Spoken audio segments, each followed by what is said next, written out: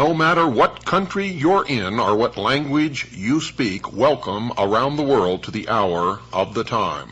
I'm your host, William Cooper. Tonight, folks, I come to you with a heavy heart. For another one, actually two of my predictions, one has come true, one is about to come true. The one that has come true involved the loss of life and the injury of over 500 people. And of course I'm talking about the bombing of the World Trade Center in New York City. As far back as 1989 and ever since, I've been predicting major terrorist attacks upon the United States. The primary number one target, New York City. I've said it so many times, and so many people attending my lectures, listening to my broadcast, and who have read my book are familiar with it. I never enjoy being right when it involves the loss of life and human injury. Nevertheless, it is another chalk mark on the board, and I remain the most accurate predictor of future world events in the history of the world. The one that is about to come true and has not yet is the prediction that I made that the United States would send troops to Yugoslavia. And it appears that that is going to happen in the very near future. Anyway, we will see, won't we? As we move into the New World Order, and all of these events are planned to take us directly into one world totalitarian socialist government. To all those people in the city of New York who lost relatives or who had friends or relatives that were injured, I offer you my deepest compassion, sympathy, and I wish that I could tell you that that was the end of it. But I can tell you that it is only the beginning. Unless people wake up, it will escalate, and there will be more. Don't forget, folks, Monday, March 15th, 8 p.m., Lafayette Hotel, 2223 El Cajon Boulevard in San Diego. I'll be there. I'll be giving a 3-hour presentation entitled The Sacrificed King, on the assassination of President John F. Kennedy. I will connect it directly to the occult worship of Mystery Babylon, the secret societies, and specifically to the Scottish Rite of Freemasonry, which really is just the outward form of the old Knights Templar. And I also have reason to believe, that the Sovereign and Military Order of the Knights of Malta was involved, which is just another branch of the old Templar order. So make sure that you're there. $40 is the admission fee. Unless you're a CAGI member, then the admission fee is $30. I managed to negotiate a 25% discount with the people who are putting this on and who have invited me to speak. If you're not a CAGI member, you can purchase advance tickets at the Controversial Bookstore in San Diego. If you are a CAGI member, you must buy your tickets at the event. That's the only way that we can get you the discount. If you'd like information on this whole conference, it's lasts the whole weekend. There's a lot of Looney Tunes stuff going on there. There are some good speakers. My workshop is Monday night, the last one of the whole conference, and it's not a workshop ticket, so it's a separate event altogether. But you can call and find out about the whole thing, just in case you want to go and spend the whole weekend. Call area code 619-492-8588. That's 619-492-8588. And we still need donations to pay for this airtime, folks. Come on, get out your checkbooks and your money orders and help us out here. Send your donation to Stan and make the checks or money orders out to WWCR, not to me. I don't want your money. It goes to pay for airtime. That's it, period. Send them to Stan, P.O. Box 889, Camp Verde, Arizona, 86322. That's Stan, P.O. Box 889, Camp Verde, Arizona, 86322. Tell him Bill sent you. And while you're at it, and even if you don't send a donation, write to Stan or call him and tell him you'd like to receive a packet of information. He'll be glad to send it to you. If you'd like to call him, his number is 602-567-6109. That's 602-567-6109. Please call him during normal waking hours. Stan's getting up there, and he likes to get his sleep, and I don't blame him. So please don't call him late in the evening or late at night. Let him have some of his own time. Call him during the day, during normal waking hours or early evening, please. Thank you very much for those of you who are doing that. Those of you who are not, please start. Well, let's continue where we left off. And this is about the society in the Middle East known as the Assassins. And we covered quite a bit of their history already. But this secret society, the most successful of secret societies, showed that its strength ultimately depended upon a powerful leader. Well, Kia Muhammad was no such leader. And little by little it became obvious that his own son, Hassan the Hated, was the stronger personality. Now remember, Kia Muhammad was the old man of the mountain, and the mountain lair was called the Eagle's Nest. Now Hassan, through some magnetic power, was able to capture the imagination of the assassins, soon having it believed that he himself was none other than the power of all powers, the hidden Imam, who had been mentioned by the first Grand Master, an incarnation of all greatness. So important was Hassan that he was the fountain of power, and others only held a very small measure of authority because he allowed them to have it, and for no other reason.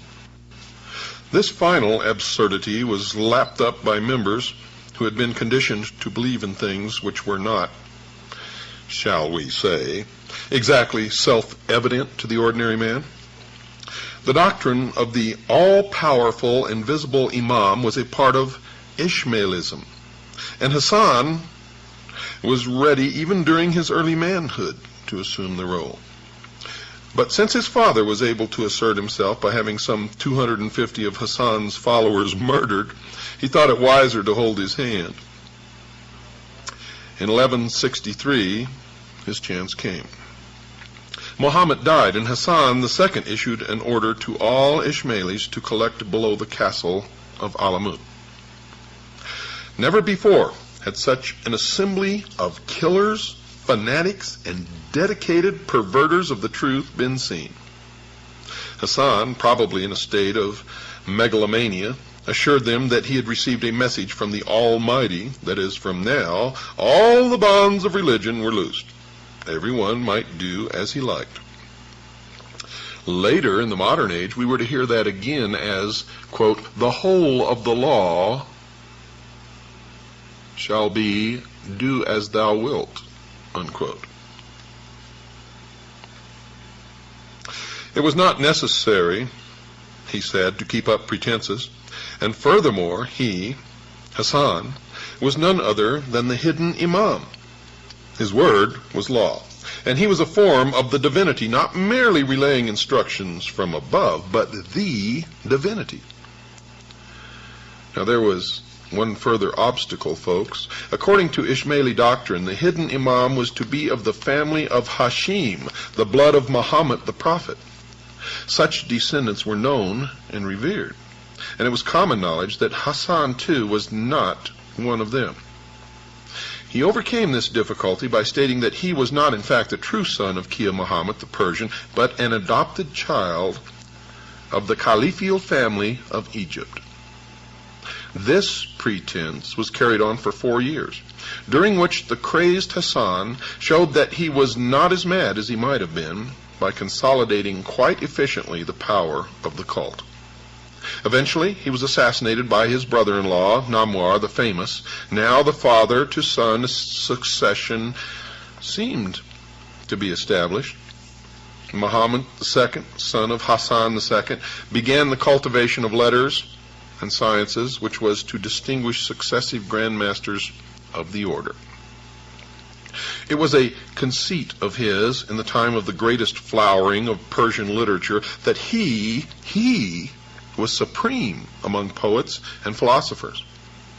He used his assassins also to drive this point well home.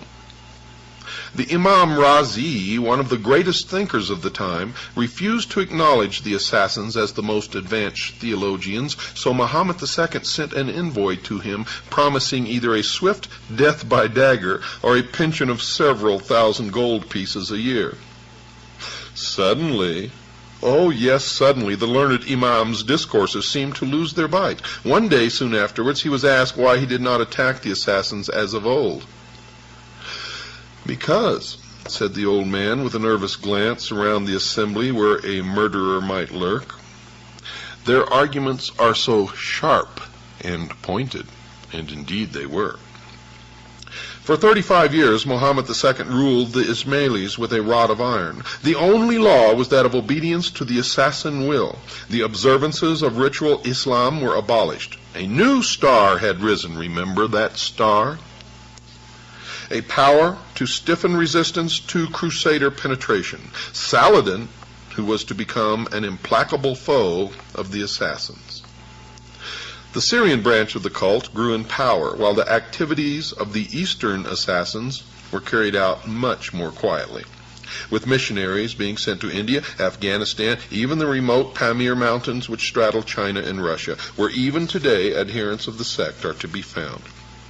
Saladin had overcome the other Ismaili branch, the original home of assassin Egypt, and restored the true faith to the people of the Nile.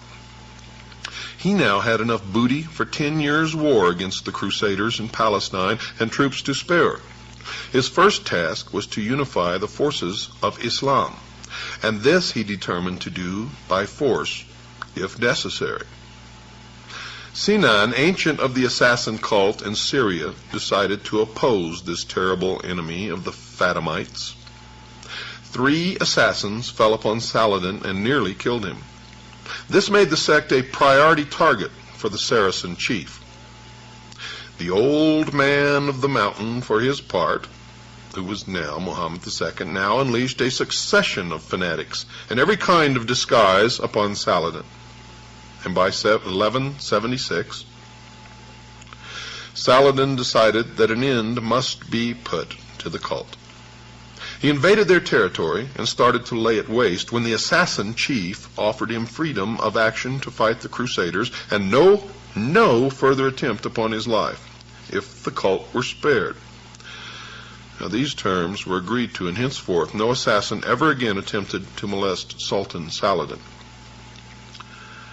This period introduces Sinan as yet another strange and terrible assassin leader. For he had decided that he was the incarnation of all power and deity, and that he would live the part. Sinan was never seen to eat or drink, sleep, or even to spit. Now, can you imagine this? A living human being, never seen to eat or drink, sleep, or even to spit. Between sunrise and sunset, he stood on a pinnacle of rock, dressed in a hair shirt, and preached his own power and glory to delighted assassins. Have you ever worn a hair shirt? Have you ever stood on a pinnacle of rock between sunrise and sunset? I mean, every sunrise and sunset? And wearing a hair shirt every sunrise and sunset? Well, folks, this is historic fact. This is not something that someone made up.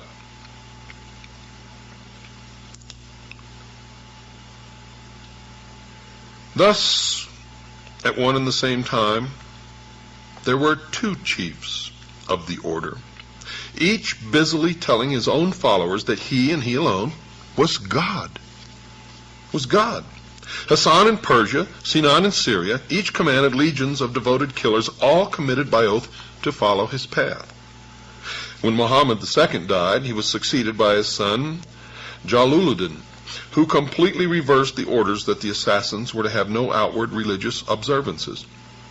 You see, he felt that he could do a great deal by adopting the cloak of orthodox piety, and sent ambassadors far and wide to announce his maintenance of the true faith. He went so far as to curse his predecessors publicly in order to convince the incredulous that such a people as the assassins could turn over a new leaf. As a result of what would today be called a long-term and comprehensive propaganda plan, he was acknowledged as a religious leader by half the orthodox monarchs of Islam, and the first assassin to be so styled, and came to be termed Prince Jalaluddin.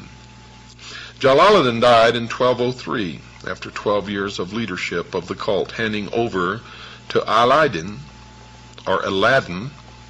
and you guys thought that was just a storybook tale, didn't you? Aladdin, a child of 9 years of age, weak, inefficient, stupid, Aladdin made little mark upon history, except in the classic tales of Arabia. The 1001 Arabian Nights. For Aladdin in the 1001 Arabian Nights is Aladdin, the leader of the assassins.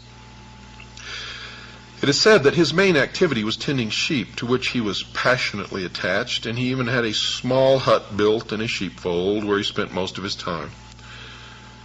Aladdin was extraordinarily cruel, in spite of the contact with the sheep, and continued to terrorize in time-honored fashion any person, great or small, who did not pay tribute or otherwise cooperate with the organization. And even today, those in power who are in contact with sheep most of the time ultimately turn out to be the same. And we all know who the sheeple are, don't we? The assassin's hands, ears, and eyes were everywhere. Once fully initiated, a man might be sent to a place 1,000 miles away to take up residence and live, waiting for the moment when orders came to him from Alamut to fulfill his fatal destiny, and all the while in between furnishing intelligence to the central headquarters of the assassins. A story is told of the court of the Shah of Khwarizm. Thus, quote, the Ismaili ambassador spent some time with the vizier one day after a splendid banquet. When the wine, which they had been drinking in violation of the law, had mounted into their heads, the ambassador told the vizier by way of confidence that there were several Ismailis among the pages, grooms, guards, and other persons who were immediately about the Sultan. The vizier, dismayed and at the same time curious to know who these dangerous attendants were, besought the ambassador to point them out to him, giving him his napkin as a pledge that nothing evil should happen to them. Instantly, at a sign from the envoy, 5 of the persons who were attendants in the chamber stepped forth, avowing themselves to be concealed assassins. On such a day, and at such an hour, said one of them, an Indian, to the vizier, I might have slain thee without being seen or punished, and if I did not do so, it was only because I had no orders from my superiors. Unquote.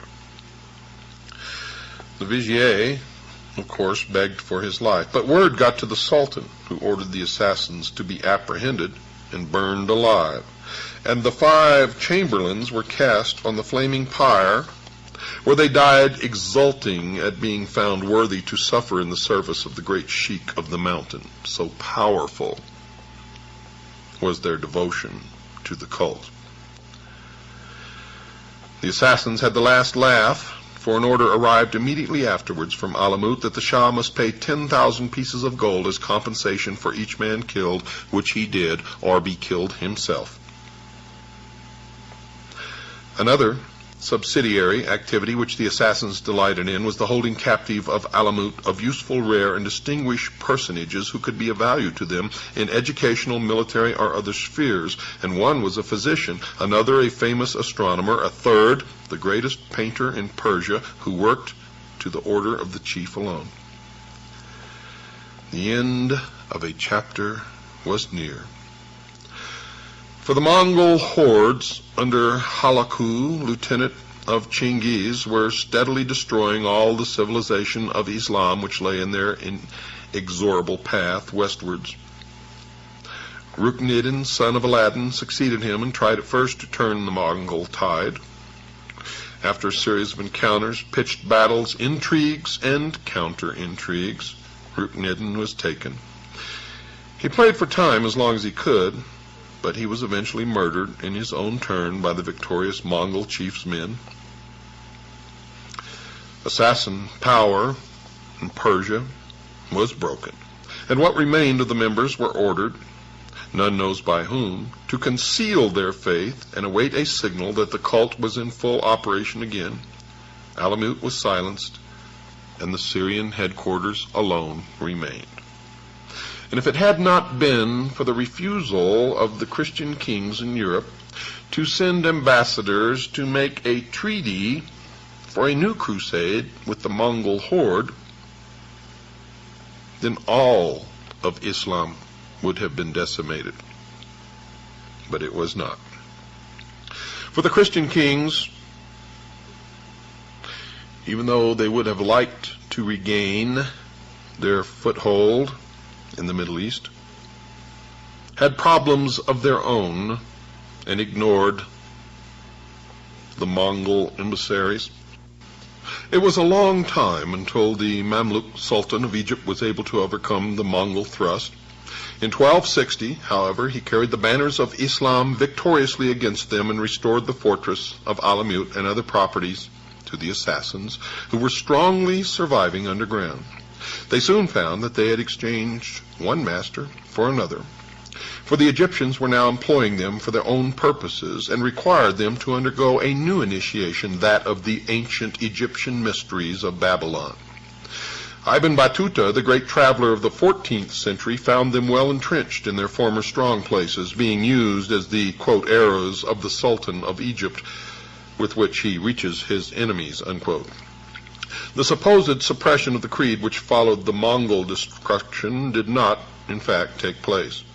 Copying each other, historians have asserted that Assassinism died 600 years ago. Nothing could be further from the truth. Now and again, however, fresh facts of their continued existence still come to light. In the 18th century, an Englishman, the British consul at Aleppo in Syria, was at pains to make this better known. He said, quote, "Some authors assert that these people were entirely extirpated in the 13th century by the Tartars, but I, who have lived so long in this infernal place, will venture to affirm that some of their spawn still exists in the mountains that surround us, for nothing is so cruel, barbarous, and execrable that is not acted and even gloried in by these cursed assassins," unquote. The assassins were widely dispersed throughout Asia. The rise of the thugs, the secret society of assassination of India, followed the Mongol invasion of Persia. Indeed, at least one of the thug recognition signals, Ali Bahai Salam, indicates salutations to Ali, the descendant of the Prophet, most greatly revered by the assassins. Ismailis, not all of them recognizing the one chief, reside in places as far apart as Malaya, East Africa, and Ceylon. They would not necessarily feel that they are assassins in the same sense as the extremists who followed the old sheiks of the mountains, but at least some of them revere the descendants of the lords of Alamut to the extent of deification. The modern phase of Ismailism dates from 1810, when the French consul at Aleppo found that the assassins in Persia recognized as their divinely inspired chief a reputed descendant of the fourth Grand Master of Alamut, who then lived at Kek, a small village between Isfahan and Tehran.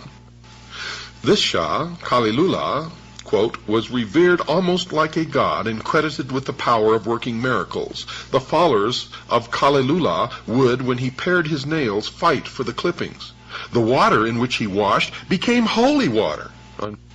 The sect next appeared to the public gaze through an odd happening. In 1866, a law case was decided in Bombay. There is in that city a large community of commercial men known as Kohas. A Persian, the record tells us, Aga Khan Mehalati, a native of Mehalat, a place situate near Kek, had sent an agent to Bombay to claim from the Khojas the annual tribute due from them to him, and amounting to about 10,000 English pounds. The claim was resisted, and the British court was appealed to by Aga Khan. Sir Joseph Arnold investigated his claim.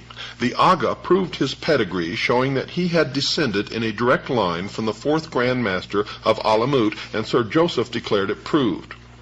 And it was further demonstrated by the trial that the Khojas were members of the ancient sect of the Assassins, to which sect they had been converted 400 years before by an Ishmaelite missionary who composed a work which has remained the sacred book of the Khojas. In the first Afghan war, the then Aga Khan contributed a force of light cavalry to the British forces. For this he was awarded a pension. Hitti, in his History of the Arabs, notes, page 448 in 1951 edition, that the assassin sect known as Khojas and Malwas gave over 1/10 of their revenues to the Aga Khan, who spends most of his time as a sportsman between Paris and London. The influence of the new form of organization and training, as well as initiatory techniques of the assassins upon later societies, has been remarked by a number of students, and I have found in my research that it's absolutely true. That the Crusaders knew a good deal about the Ismailis is shown from the detailed descriptions of them which survive. Esh Amir Ali, an Orientalist of considerable repute, goes further in his assessment. Quote, "From the Ismailis, the Crusaders borrowed the conception which led to the formation of all the secret societies, religious and secular, of Europe. The institutions of Templars and Hospitalis, the Society of Jesus, founded by Ignatius Loyola, composed by a body of men whose devotion to their cause can hardly be surpassed in our time. The ferocious Dominicans, the milder Franciscans, may all be traced either to Cairo or to Alamut. The Knights Templar, especially, with their system of Grand Masters, Grand Priors, and religious devotees, and their degrees of initiation, bear the strongest analogy to In the year 1110, a mysterious order called the Priory de Sion appeared upon the Temple Mount in Jerusalem. This mysterious secret order, the Priory de Sion, was eventually to crown the first king, the first Christian king of Jerusalem. When they appeared on the Temple Mount in 1110, they recruited 9 knights to scour the Temple Mount, the passages and caverns and tunnels beneath, for the ancient remains of the relics of the religion. Later, in A.D. 1118, 9 knights, supposedly concerned for the welfare of pilgrims to the Holy Land, bound themselves together in the creation of a knightly order. This order, again, existing of 9 knights, just like the original 9 knights, were commissioned by the Priory de Sion. In under 200 years, folks, this organization had become one of the most powerful single entities, if not the greatest power ever to exist in Europe. They were the first international bankers, the first that ever existed in the world. A few years later, it was utterly destroyed. They say, however, as you're going to find out, they were not destroyed at all, but merely driven underground. The zeal of religion, the conditioning which made men support a dedicated cause with all of their might, was likewise the instrument of their destruction. Nothing less than religious fervor could have smashed the order, as nothing less could have created it. And folks, you're going to find it difficult to believe, but the rise of this order and the destruction, at least publicly, of this order has such a great bearing on events today that you could say that everything that has happened since has been brought about by this one series of acts. Were the Knights Templar devil worshippers? Secret Saracens indulging in obscene orgies? Did they adore a head, spit on the cross, use the words Yalla which means literally in Arabic, O Allah, in their rituals? Did they learn their ways from the terrible sect of the assassins? Well, yes, folks, they did. And they are the link, at least in that day, would have been considered the modern link between the ancient mystery religion of Babylon and Europe. For the religion had come to Europe long, long before the Templars ever emerged and made their appearance in the ancient worship of the sun by the Druids and the Celts and the tribes, the Germanic tribes, who had made their way thousands of years ago from the Middle East up through Asia, across Russia, and into Europe. They brought Mystery Babylon with them and practiced it as what we know now today as the pagan religion. And Stonehenge is actually an ancient Babylonian temple of the sun. And you will find how all this connects later. But the origin of this was lost, and the ability to control large numbers of people by the use of the hidden knowledge of the ages was lost. It wasn't until the Knights Templar bought and brought the mystery religion of Babylon to Europe that the ancient worship of the sun again took hold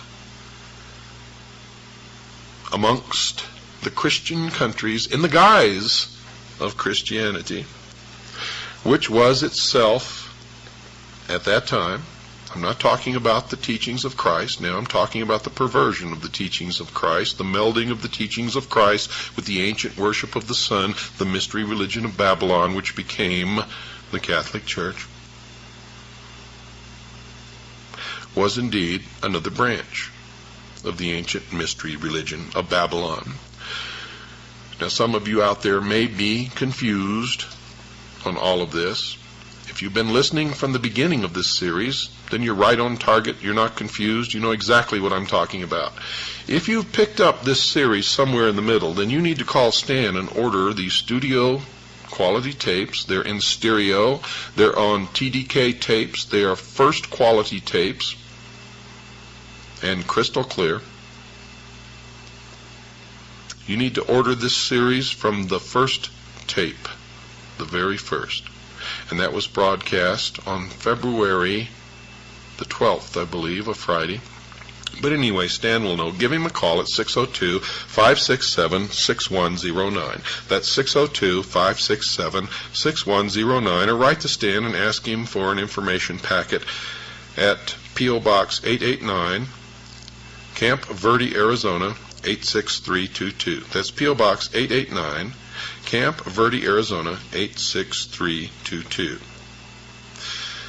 Now, folks, the original objective of the Order of the Temple, the Knights Templar, which immediately became the subject of applause throughout Christendom, was to combine the two functions of monk and knight, to live chastely and fight the Saracens with the sword and spirit. The sweet Mother of God, at least outwardly they say, was chosen as their patroness, and they bound themselves to live in accordance with the rules of St. Augustine, electing as their first leader Hugh de Payens. Now, King Baldwin II granted them a part of his palace to live in and gave them a grant towards their upkeep. Now, the part of the palace that they lived in was actually an ancient mosque, which was built upon the actual location of the old Temple of Solomon on the Temple Mount in Jerusalem. The Knights Templar vowed to consecrate their swords, arms, strength, and lives to the defense of the mysteries of the Christian faith, to pay complete and utter obedience to the orders of the Grand Master, to fight whenever commanded, regardless of perils, for the faith of Christ as they understood it. Among the vows taken were those which forbade their yielding even a foot of land to the enemy. whoever the enemy was, and not to retreat, even if attacked, in the proportion of 3 to 1.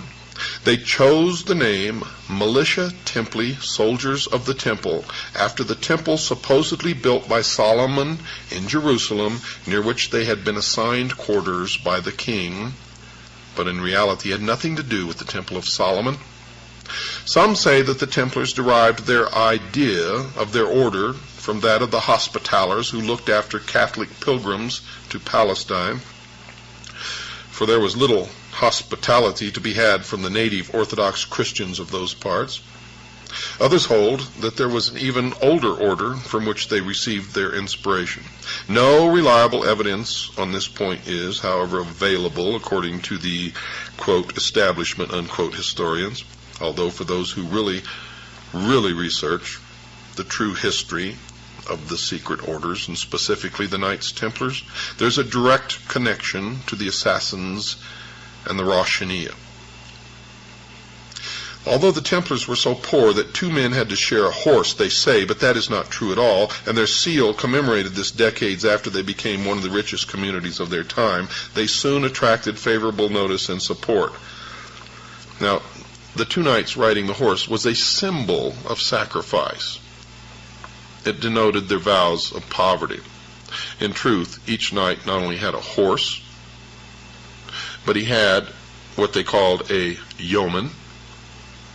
He had a spare horse, he had a pack horse, and he had several horses in reserve, and a whole train of servants. But the Knights Templar were the first true, as we know it, in modern times. In modern times, there were others before, but they are the first true in modern times. By modern, I say, from the time that Europe escaped from the old tribal paganism.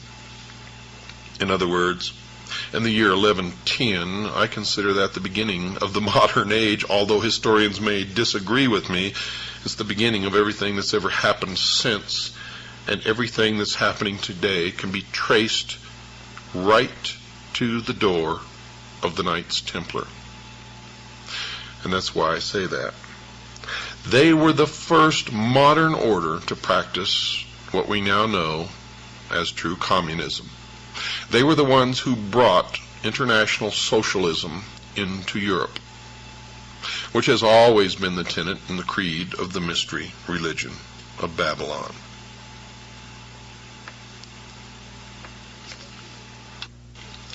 Only 1 year after their establishment, Fulk, Count of Anjou, who had come to Jerusalem on a pilgrimage, joined as a married member and gave them an annual grant of 30 pounds of silver. This example was soon followed by other devout Western princes. For the first 9 years of their existence, the knights continued to live a life of chastity and poverty in accordance with their vows. They adopted a striped white and black banner called the Busant, after their original piebald horse, and this word also became their battle cry. Special raiment they had none, and they wore whatever clothes were given to them by the pious, but little by little, as one writer puts it, they were to become haughty and insolent. And the black and white banner, the translation of the meaning of which was for the, again, exoteric. For the real meaning of the black and white banner was the meaning of the androgynous God, the positive, the negative, the black and the white, the yin and the yang, the male and the female combined into one, and that was the real meaning of the black and white banner. And it's carried forth today on the floor of many of the temples of Freemasonry, where the black and white checkered pattern exists, and in one famous cathedral in Europe, built by the Knights Templar. They disguised their esoteric religion in an exoteric manner that would be accepted by Christianity. Baldwin of Jerusalem, who had been a prisoner in the hands of the Saracens and knew of their disunity, realized at about this time that Islam must eventually unite against the Christian invasion, and he decided that the Templars would prove ideal allies in the battles which were to come. In 1127, therefore, he sent 2 Templars with his strong recommendation to the Pope, applying for official recognition of the order by the Holy See. And this is the first time that the Templars even were considered to be close to the center of religion, the Christian religion in that day, the Catholic Church, the Pope. For they were not commissioned as a Christian order. They were not commissioned by the Pope or by the Church. And this is a big myth that the Knights Templar started out to protect the Church and protect the pilgrims on their way to Jerusalem. They were established first, primarily and foremost, as a branch of the ancient order of the religion of Mystery Babylon. And it's indicative of the strategies that they've used since to endear themselves to whatever the established power or the beliefs of the majority of the people might be. When they went to see the Pope, they had an introduction to Saint Bernard himself, the abbot of Clairvaux, who was known to be an admirer of theirs and who was a nephew of one of their envoys. Then the Grand Master himself arrived in Europe and received the eulogistic opinion of the abbot. Quote, "They go not headlong into battle, but with care and foresight, peacefully, as true children of Israel. But as soon as the fight is begun, they rush without delay upon the foe and know no fear. One is often put to flight 1,000, 2, 10,000, gentler than lambs and grimmer than lions. Theirs is the mildness of monks and the valor of the knight." Unquote. Now, folks, this was a strong recommendation, and this testimonial was a part of the campaign to help the Templars in their efforts at recognition by the Pope. All of you who have thought that they began as a religious order in the first place are so way off base that it's pathetic. And neither were the Jesuits a religious order in the first place, but we'll get that together in another broadcast. But on the 31st of January in the year 1128, the Master appeared before the Council of Troyes. Now, this formidable body consisted of the archbishops of Rheims and Sens, 10 bishops, and a number of abbots, including Saint Bernard himself, presided over by the Cardinal of Albano, the papal legate. They were approved, and Pope Honorius chose for them a white mantle, completely plain. The red cross was added by order of Pope Eugenius III in 1146. And see, you thought the Templars thought of this. Nope, not at all. This was mandated by 2 popes. First, a white mantle, completely plain, and then later the red cross was added by order of Pope Eugenius III in 1146. Hugh de Payens now took his delegation through France and England and collected a number of recruits. Gifts and grants were showered upon the order. Lands, rents, and arms were forthcoming from all quarters. Richard I of England was enthusiastic about them. By 1133, King Alfonso of Aragon and Navarre, who had fought the Spanish Moors in 29 battles, had willed his country to them. Although when the Moors finally laid him low, his nobles prevented the Templars from claiming their rights. Nevertheless, this was a great honor. In fact, to my knowledge and to our research into history, it had never before been done. In 1129, the Master, accompanied by 300 knights recruited from the noblest houses of Europe, led a huge train of pilgrims to the Holy Land. It was at this time that the Templars formed part of the Christian contingent, which, allied with the assassins, tried to take Damascus. And it wasn't the first time nor the last that the Christian Knights Templar, or supposedly Christian Knights Templar, they really weren't Christian at all, were allied with the assassins.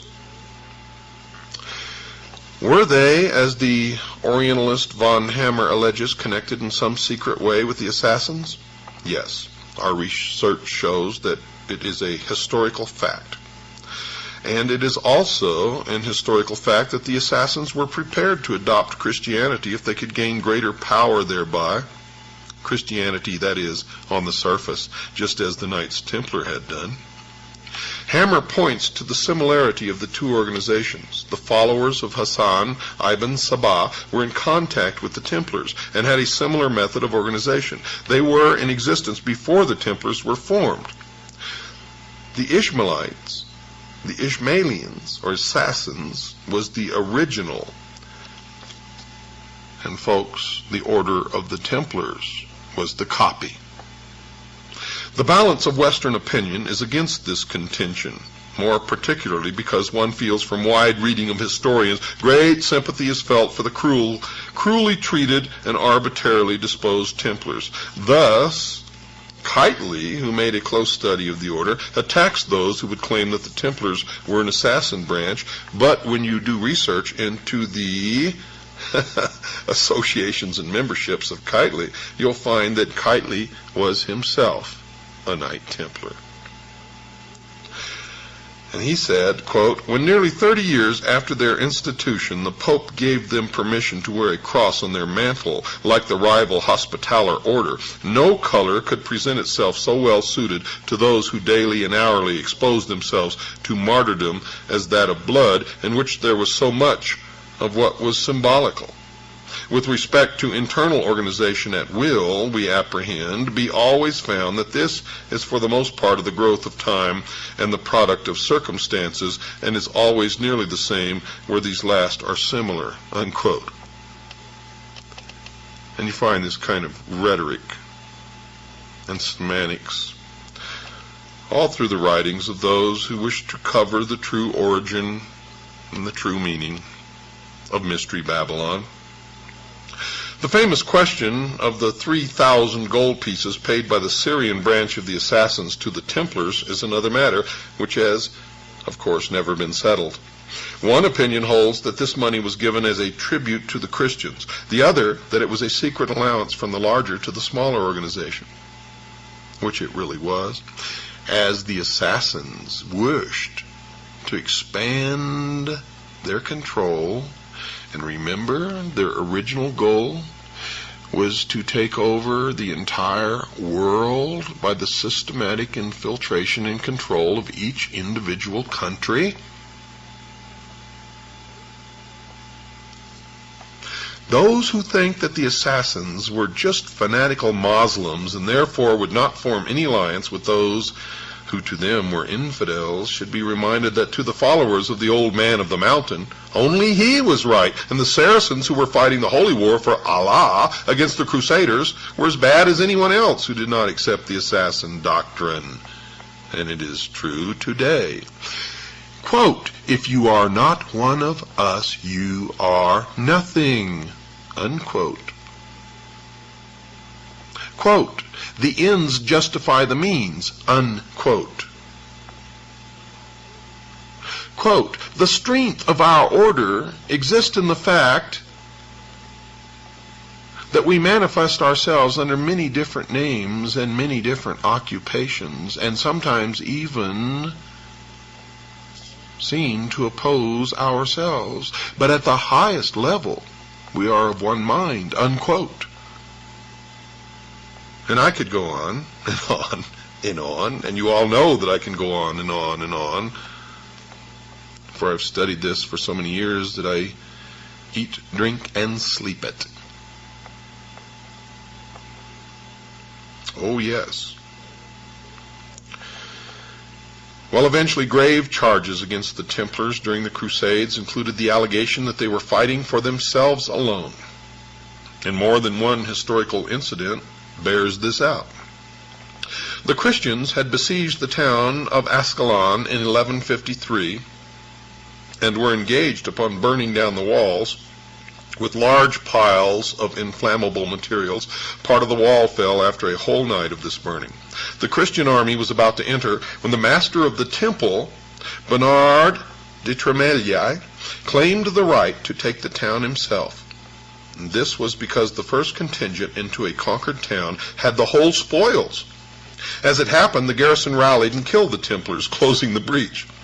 There seemed good grounds for believing that the power which they had gained caused the Templars to devote their efforts as much as their own order's welfare as to the cause of the cross, in spite of their tremendous sacrifices for that cause. Having no loyalty to any territorial chief, they obeyed their master alone, and hence no softening political pressure could be put upon them. Well, this might well have led to an idea that they were an invisible superstate, and that is exactly the fact. But this does show some similarity with the invisible empire of the assassins.